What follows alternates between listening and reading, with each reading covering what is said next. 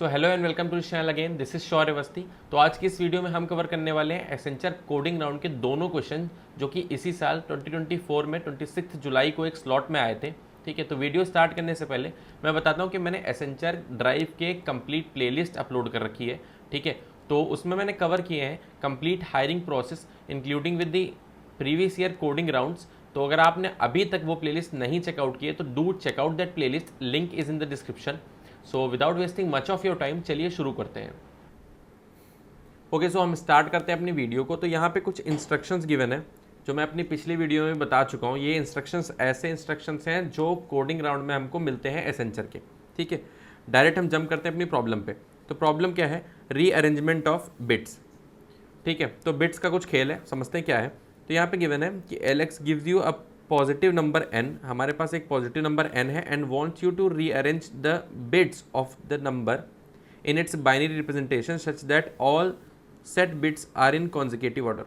मतलब हमें क्या करना है, हमें Alex ने एक नंबर दिया n, हमें उसकी बाइनरी रिप्रेजेंटेशन में बिट्स को चेंज करना है या रीअरेंज करना है, कह सकते हैं हम। ठीक है, चेंज नहीं करना, रीअरेंज करना है कुछ ऐसे कि हमारे पास सारी सेट बिट्स यानी सारे वन जो हों वो एक कॉन्जिक्यूटिव पोजीशंस पे आ जाए, मतलब साथ में एक साथ हो जाए, ग्रुप हो जाए। ठीक है, क्लियर है।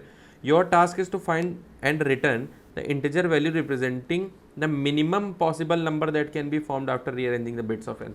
मतलब कहने का ये है कि हमें पहली बात, हमें दो काम करने हैं। पहला काम तो हमें ये ध्यान रखना है कि हमें सारी बिट्स को एक साथ ग्रुप करना है, सारी सेट बिट्स को। ठीक है, जो हमें नंबर मिलेगा, और उसके बाद हमें स्मॉलेस्ट नंबर बनाना है। तो कुछ क्लिक कर रहा होगा दिमाग में कि स्मॉलेस्ट नंबर अगर सारी सेट बिट्स कंसेक्यूटिव ऑर्डर में हैं तो तभी बनेगा जब सारी राइट साइड में होंगी। क्लियर है। तो एक बार एग्जांपल देखते हैं। तो यहाँ पे एग्जांपल क्या है?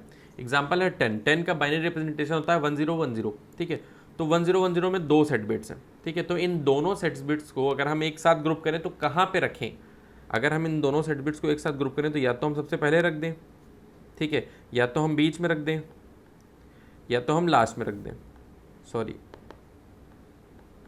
ठीक है, तो सबसे स्मॉलेस्ट कब बनेगा? जब हम सेट बिट्स को राइट मोस्ट साइड में रखेंगे, तो ये हमारा सबसे स्मॉलेस्ट बनेगा, तो इसका आउटपुट हो जाएगा 3। क्लियर? ओके, क्योंकि दो सेट बिट्स है हमारी, दो सेट बिट्स को तो हम साइड में रखेंगे तो हमारा 3 हो जाएगा। ओके, फिर हम देखते हैं यहाँ पे। तो हमारी 2 की बाइनरी रिप्रेजेंटेशन क्या है? 2 की बाइनरी रिप्रेजेंटेशन होती है हमारी 10। ठीक है, 2 की बाइनरी रिप्रेजेंटेशन होती है 10। अब 10 में कितनी सेट बिट्स है? 10 में सिर्फ एक सेट बिट है, तो एक सेट बिट को जब राइट मोस्ट स्मॉलेस्ट नंबर बनाना है तो उसको राइट साइड रखते हैं। तो आंसर कितना आना चाहिए? तो इसको हम राइट साइड रखेंगे तो आंसर हमारा आएगा 1। ये उसकी बाइनरी रिप्रेजेंटेशन। क्लियर है? ओके, तो इसको सॉल्व कैसे करेंगे? इसमें हमें दो काम करने हैं। सबसे पहले तो count set bits of n, हमें n की सेट बिट्स काउंट करनी है, पहला काम। दूसरा काम हमें क्या करना है? हमें बनाना है स्मॉलेस्ट पॉसिबल नंबर। ठीक है, तो make smallest possible number. Okay, so हमारा फर्स्ट टास्क यहाँ पे ये है कि हमें फाइंड करना है नंबर ऑफ सेट बिट्स कितनी है। तो हम वो कैसे फाइंड करेंगे? सबसे पहले समझते हैं। हमने एग्जांपल ले लिया है यहाँ पे n is equals to 10। Clear? n is equals to 10 हमने एग्जांपल ले लिया है यहाँ पे। उसके बाद हम इसको बाइनरी रिप्रेजेंटेशन में रखते हैं। तो बाइनरी रिप्रेजेंटेशन में 10 को हम लिखते हैं 1010। ठीक है, तो अब इसको हम चेंज कैसे करेंगे? अभी n की वैल्यू है 1010। ठीक है, अब हम देखते हैं, सॉरी इसको चेंज नहीं, हम इसमें काउंट कैसे करेंगे सेट बिट्स कितनी है। तो अगर हम इसको एंड कर दे 1 के साथ, तो 1 के साथ एंड करने पे क्या होता है? अगर LSB यानी लीस्ट सिग्निफिकेंट बिट में अगर 0 पड़ा हुआ है तो 0 आंसर आएगा, अगर 1 पड़ा हुआ तो 1 आएगा, क्योंकि 1 के साथ एंड करने पे सिर्फ 1 ही आउटपुट में 1 देता है। अगर 1 को एंड करेंगे तभी हमारा 1 आएगा। तो यहाँ पे अगर हम एंड करेंगे तो आएगा 0। इसका मतलब हमारा सेट बिट नहीं मिला LSB में। फिर हम क्या करेंगे? अगेन फिर हम करेंगे राइट शिफ्ट। राइट शिफ्ट किया तो n की वैल्यू कितनी हो गई? 0101। ठीक है, अब हमारा देखो अगर LSB में सेट बिट आ गया, तो अब LSB में सेट बिट आ गया, तो अब जब हम एंड करेंगे 1 से, तो अब हमारा जो आंसर आएगा वो आएगा 1। और जैसे ही 1 आंसर मिला हमने प्लस कर दिया अपना एक, यानी हमें एक सेट बिट मिल गई। अगेन फिर वही काम हमें करना है। फिर से हम इसको राइट शिफ्ट करेंगे। अब हमारा आएगा n की वैल्यू कितनी हो गई? 0010। ठीक है, अगेन यहाँ पे हमको क्या मिलेगा? अगेन यहाँ पे हमको 0 मिला LSB में। हम जब एंड करेंगे 1 के साथ तो अगेन हमारा क्या आएगा? 0 आएगा। 0 आएगा यानी काउंट हमारा नहीं बढ़ेगा। ठीक है, फिर यहाँ से हम देखते हैं फिर हमने जब राइट शिफ्ट किया इसको तो n की वैल्यू कितनी हो गई, यहाँ पे लिख रहा हूँ मैं, n की वैल्यू अब हो जाएगी राइट शिफ्ट करने पे, इसको राइट शिफ्ट करेंगे कितनी हो जाएगी 0001। ठीक है, इसको जब हम एंड करेंगे 1 के साथ तो कितना आंसर देगा, तो हम देगा 1 यहाँ पे, क्यों, क्योंकि 1 एंड 1 को जब हम एंड करते हैं तो आंसर आता है हमारा 1। ठीक है, तो हमने यहाँ पे +1 फिर कर लिया। तो अगर हम ध्यान से देखें तो 2 + 1 हमको मिले। उसके बाद अगर इसको हम जब दोबारा राइट शिफ्ट करेंगे तो हमारी n की वैल्यू कितनी हो जाएगी 0, क्योंकि ये बाहर चला जाएगा, इधर से एक नया बिट आ जाएगा 0। ठीक है, तो ये हो जाएगी 0। तो जब तक n 0 नहीं होता तब तक हम बिटवाइज एंड करते रहेंगे 1 को। ठीक है, और जितनी बार हमको आउटपुट में 1 मिलेगा 1 के साथ एंड करने पे उतनी हमारी सेट बिट्स होंगी। तो इसमें सेट बिट्स निकल आई 2, यानी हमने पता कर लिया कि सेट बिट कैसे निकालते हैं। क्लियर, तो हमने ये पता कर लिया कि सेट बिट कैसे निकालते हैं। अब हमारा नेक्स्ट टास्क देखते हैं क्या है। ठीक है, तो अभी हमारा ये काम हो गया, सेट बिट्स पता चल गया कैसे निकालते हैं। ठीक है, उसके बाद दूसरा टास्क क्या है कि हमें स्मॉलेस्ट पॉसिबल नंबर बनाना। अब देखो सेट बिट कितनी आ रही है हमारी, सॉरी सेट बिट आ रही है 2, यानी काउंट की वैल्यू कितनी है 2।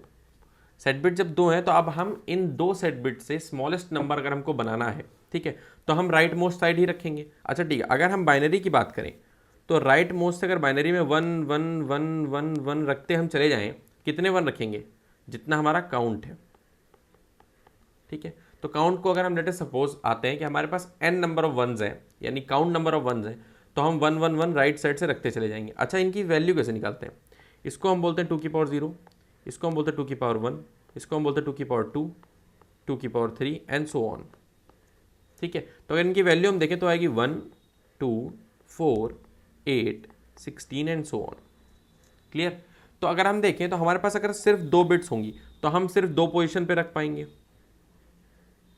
2 बिट्स हम सिर्फ 2 पोजीशन पे रख पाएंगे। तो हमारा वैल्यू कितना आएगा, हमारा वैल्यू आएगा 1 यहाँ से और 2 यहाँ से। ठीक है, दैट इज 3 वैल्यू आ जाएगा। तो इसका मतलब क्या है, इसका मतलब ये है कि हमको जितने नंबर ऑफ बिट्स रखनी है ग्रुप करके एक साथ, तो वो राइट साइड से हम रखना स्टार्ट करेंगे ताकि हमारा स्मॉलेस्ट पॉसिबल नंबर बन सके। तो अगर हम देखें एक फॉर्मूला यहाँ पे बनना है कि हमें सम ऑफ जीपी करना है। सम ऑफ जीपी कैसे, देखो 1 पहली राइट साइड में बिट रखेंगे तो क्या मिलेगा 1 मिलेगा, दूसरी रखेंगे 2 मिलेगा। ठीक है, तो पहली रखेंगे 1 मिलेगा, दूसरी रखेंगे 2 मिलेगा, तीसरी रखेंगे 4 मिलेगा, देन 8 मिलेगा एंड सो ऑन, कितना काउंट तक, जितनी हमारी बिट्स हैं सेट बिट्स हैं तब उतने तक चलेगा ये। ठीक है, तो अगर let us suppose n set bits हैं तो हमारा ये क्या हो गया, ये हो गया सम ऑफ जीपी अंटिल मतलब टिल n टर्म्स। ठीक है, तो n टर्म्स तक हमारा सम ऑफ जीपी हो गया। अब सम ऑफ जीपी का फॉर्मूला क्या होता है, इतना हमको समझ में आ गया कि अगर 2 है यहाँ पे, ठीक है, तो हमारा 1 + 2 + 4 वाला ये n तक जाता था, तो ये 2 के केस में सिर्फ ये 2 लेगा। अच्छा, सम ऑफ जीपी का फॉर्मूला क्या होता है, अगर हम सम ऑफ जीपी की बात करें Sn that is a r⁴ n - 1 upon r - 1। ठीक है, तो r⁴ n - 1, तो r यहाँ पे क्या है, ठीक है, r यहाँ पे है फैक्टर, कितने फैक्टर से बढ़ रहा है। ठीक है, ज्योमेट्री प्रोग्रेशन कितने फैक्टर से बढ़ रही है, तो देखो अगर तो 1 2 * 2 × 2, 2 2 * 4 × 2, ठीक है, एंड सो ऑन, ऐसे बढ़ती जा रही है। तो इसका मतलब r की वैल्यू 2 है, जरा इसमें पुट करते हैं। a है 1, क्योंकि फर्स्ट हमेशा 1 ही रहेगा, राइट मोस्ट में जब पहली बिट रखते हैं तो वैल्यू 1 ही होती है ना, वहाँ पे 1 रहेगा। r की वैल्यू है 2, 2 की पावर n - 1 अपॉन 2 - 1। अगर इसको हम इक्वेट करें तो ये कितना आएगा, यह आएगा हमारा 2 to the power n - 1। यानी ये बन गया एक formula. Number of set bits count करने के बाद यहाँ पे n क्या है, ये हो गया हमारा solution, where n is number of set bits. ठीक है, क्योंकि जब हम सेट बिट्स को एक बार फिर से समझते हैं, जब हम सेट बिट्स को राइट साइड से रखना स्टार्ट करेंगे तो क्या होगा, पहले जब रखेंगे पहली पोजीशन पे तो क्या मिलेगा 1, दूसरी पे रखेंगे तो 2 और ऐड हो जाएगा, तीसरी पे रखेंगे तो 4 है हो जाएगा। तो सिमिलरली एक जीपी बनती जा रही है, तो जितनी नंबर ऑफ सेट बिट्स होंगी उतने जीपी के टर्म्स को हम सम करेंगे। ठीक है, तो जीपी का फॉर्मूला हमारा क्या निकला, a r⁴ n - 1 upon r - 1। ठीक है, तो r यहाँ पे 2 है क्योंकि फैक्टर 2 है, 2 2 के मल्टीपल होते जा रहे हैं, और a हमारे यानी फर्स्ट वैल्यू क्या है, फर्स्ट वैल्यू यहाँ पे है 1। क्लियर, तो हमारा जो फॉर्मूला बन के आया वो आया 2 to the power n - 1। ठीक है, तो इसको जरा साफ करते हैं एक बार, और हमारी काउंट करके अगर बिट्स सबसे पहले अगर काउंट करके आ रही हैं जितनी बिट्स, तो सबसे पहले हम निकालेंगे काउंट, जो कि हमारा आया 2। ठीक है, उसके बाद हम फॉर्मूला क्या होगा हमारा, उसके हम डायरेक्ट रिटर्न करेंगे हम क्या रिटर्न करेंगे, R to the power, sorry, 2 to the power count, जो कि हमारा नंबर ऑफ सेट बिट्स है, -1, और 1 मिनट, सॉरी, -1। ठीक है, ये हमारा फॉर्मूला हो गया। ठीक, ओके। तो अब इसको कैलकुलेट करते हैं ज़रा। तो 2 to the power count, count कितना था, 2, -1, दैट इज़ 3। तो हमारा जो नंबर होगा, जो स्मॉलेस्ट नंबर पॉसिबल बन सकता है 10 से, अगर इनपुट में 10 हमने लिया तो उससे जो बन सकता है वो होगा 3। क्यों? क्योंकि एक बार फिर से समझते हैं, 10 में नंबर ऑफ सेट बिट्स कितनी है, 2 है। ठीक है, और 2 नंबर ऑफ सेट बिट्स को हम अगर राइट मोस्ट साइड में अरेंज कर दें, ठीक है, दोनों को एक साथ, तो हमारा 3 बन के आता है, जिसका बाइनरी रिप्रेजेंटेशन ऐसा होता है कुछ। ठीक है, ठीक है। तो इसका हम कोड देखते हैं। तो यहाँ पे हमने क्या किया, सबसे पहले हमने इंटीजर इनपुट में लिया, ठीक है, फिर हमने काउंट किया सेट बिट्स कितनी है, ठीक है, तो उसके लिए हमने वही वाइल लूप लगाया, ठीक है, और एक काउंट को इनिशियलाइज किया 0 से। तो काउंट को इंक्रीमेंट करते जा रहे हैं, जब जब हमारा एन को, नंबर को एंड करने पे 1 के साथ 1 आ रहा है, तब तक हमारा 1 इंक्रीमेंट हो जाएगा। जब 0 आएगा तो 0 इंक्रीमेंट होगा, तो कोई फर्क ही नहीं पड़ेगा। उसके बाद अगेन हम फिर से एन को राइट शिफ्ट कर दे रहे हैं एक नंबर से, मतलब एक पोजीशन से। उसके बाद फाइनली ये वाइल लूप तब तक चलता रहेगा जब तक एन की वैल्यू 0 नहीं होती। एक बार जब एन 0 हो जाएगा, यानी हमने पूरी आइट्रेट कर ली है, अब हमारे पास क्या है, नंबर ऑफ सेट बिट्स आ गए हैं। ठीक है, तो नंबर ऑफ सेट बिट्स कहाँ है, काउंट में है। ठीक है, तो हमारा फॉर्मूला क्या था, हमारा फॉर्मूला था 2 की पावर काउंट -1। ठीक है, तो हमने वही क्या आंसर में स्टोर कर लिया, 2 की पावर काउंट -1, और आंसर अपना सी आउट कर दिया। यहाँ पे अगर हम देखें तो हमने एग्जाम्पल में 10 यूज़ किया है। एक बार हम रन करके देखते हैं कोड को। तो हाँ, 10 के लिए 3 आंसर आ रहा था, तो हम करते हैं एक एग्जाम्पल और ले लेते हैं। लेट अस सपोज हम एग्जाम्पल 2 ले लेते हैं एक। ठीक है, फिर रन करते हैं। तो 2 के बाइनरी के लिए 1 आना चाहिए, हमारा 1 आ रहा है। ठीक है, क्लियर है। ओके, सो यहाँ पे देखते हैं प्रॉब्लम नंबर 2। प्रॉब्लम नंबर 2 क्या है, रॉक पेपर एंड सीजर। ये बहुत ईजी प्रॉब्लम है, बहुत ज़्यादा ईजी प्रॉब्लम है, इफ एल्स स्टेटमेंट से काम हो जाता है। तो यहाँ पे बोला गया है ए और बी दो प्लेयर हैं। ठीक है, दोनों rock paper and seizure game खेल रहे हैं। तो इसने बोला गया कि प्लेयर ए की मूव गिवन है आपको। ठीक है, आपको बताना है प्लेयर बी ऐसा क्या चले कि वो जीत जाए। क्लियर है। जैसे यहाँ पे अगर देखो तो प्लेयर ए की मूव्स गिवन है यहाँ पे। अच्छा, ये भी दिया है कि रॉक, ये तो पता ही है, मतलब जनरल रूल है वही, कि रॉक बीट्स पेपर। ठीक है, कि sorry, rock beat scissor. Scissor से कौन जीतेगा, रॉक। पेपर से कौन जीतेगा, सीजर। और रॉक से कौन जीतेगा, पेपर। ठीक है, तो इसमें ये पता है, ये तो सबको बेसिक पर रूल पता है। तो यहाँ पे हमको बताना है कि ए ने अगर रॉक चला, यानी अगर ए ने रॉक किया, तो बी को क्या करना चाहिए आउटपुट में, कि हमारा जो हो वो जीत जाए बी। तो इसको हमको पता है सिंपल, अगर रॉक आएगा तो हमको पेपर देना है, सीजर आएगा तो हमको रॉक देना है, पेपर आएगा तो हमको सीजर देना है। बहुत सिंपल है। तो 3 इफ एल्स स्टेटमेंट लगेंगे सिंपल से, कुछ नहीं करना है इसमें हमको। इसमें सबसे पहले हमको स्ट्रिंग इनपुट में लेनी है। क्लियर। तो हम सबसे पहले एक स्ट्रिंग इनपुट में लेंगे, जिसका हम नाम रखेंगे स्ट्रिंग ए, और इसको हम इनपुट में लिए। उसके बाद हम क्या करेंगे, उसके बाद चेक करेंगे if a is equals to rock. ठीक, अगर रॉक है, else if a equals to paper. अगला एल्स केस में सीजर ही हो सकता है। ठीक है, तो पहले वाले केस में हम क्या लिखेंगे, अगर ए रॉक है, ठीक है, तो हमारा सी आउट क्या कर दो, पेपर। क्लियर। और अगर ए पेपर है, ठीक है, पेपर को क्या काटेगा, मतलब पेपर को क्या, सीजर होगा ना यहाँ पे, तो हम सी आउट कर देंगे। ठीक है,